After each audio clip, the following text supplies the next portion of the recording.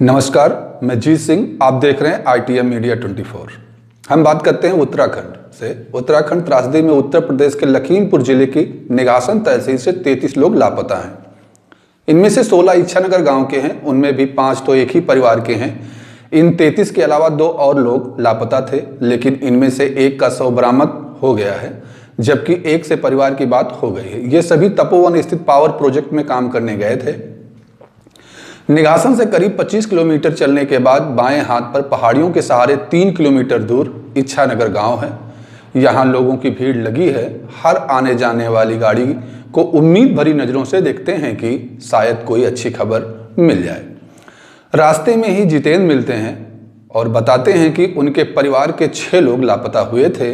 इनमें से एक से बात हो गई है, बाकी 5 का पता नहीं चल सका है।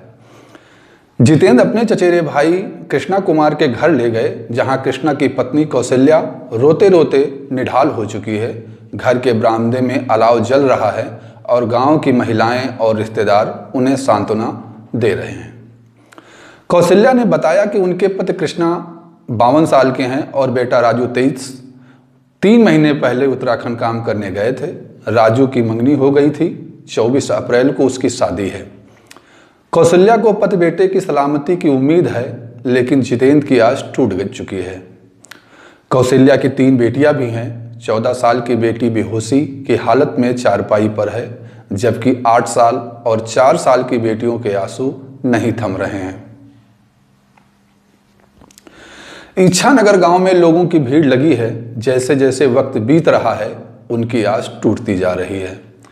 एक युवक का शव मिला, लेकिन परिवार को नहीं बताया गया। गांव की भीड़ में भी हमें लालता प्रसाद मिले। लालता भी उसी परिवार का हिस्सा हैं जिसके 5 लोग लापता हैं। लालता के बेटे अवधेश की बॉडी मलबे से मिली है, लेकिन परिवार के लोगों ने लालता को बच्चे की मौत के बारे में नहीं बताया है। हालांकि बच्चे की गुमशुदगी को लेकर परिवार बदहवास है। अवधेश की मां का रो रो कर बुरा हाल है। घर में एक छोटी बहन और एक छोटा भाई है जो अपनी मां को संभालने में लगा हुआ है। गांव से कुछ लोग चंदा करके किराए की गाड़ी से उत्तराखंड गए। वहां से उसे लाने के लिए प्रशासन ने एम्बुलेंस की व्यवस्था की है। उनके 19 साल के बेटे अवधेश का शव बरामद हो गया है। हालांकि गांव वालों ने अभी यह दुखद खबर नहीं दी है।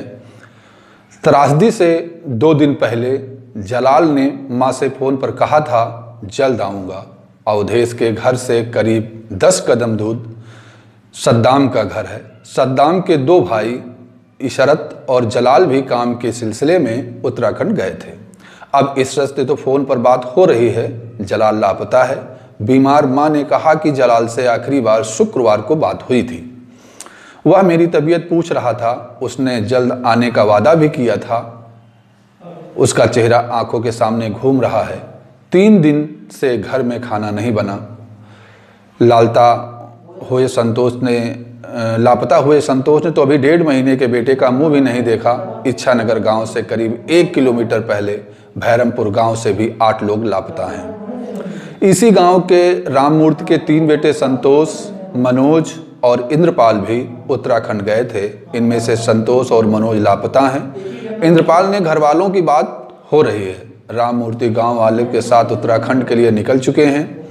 घर के बाहर झोपड़ी में अलाव के अगल बगल महिलाएं बैठी।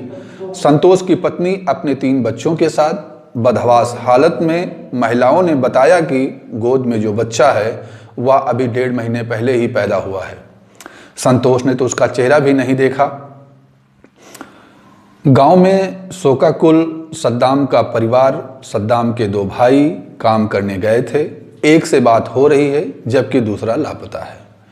ठेकेदार ने बताया लौटाने का लालच देकर वापस बुलाया था।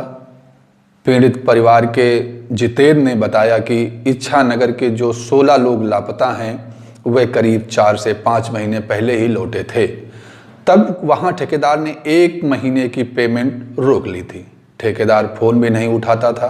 करीब 3 महीने पहले ठेकेदार का फोन आया कि काम करना हो तो आ जाओ, बकाया पेमेंट भी हो जाएगा।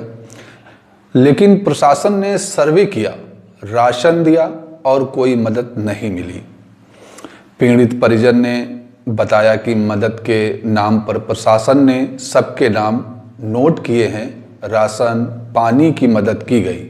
गांव वालों ने खुद पैसे जुटाकर कुछ लोगों को, पीड़ितों को लाने गाड़ी करके उत्तराखंड भेजा।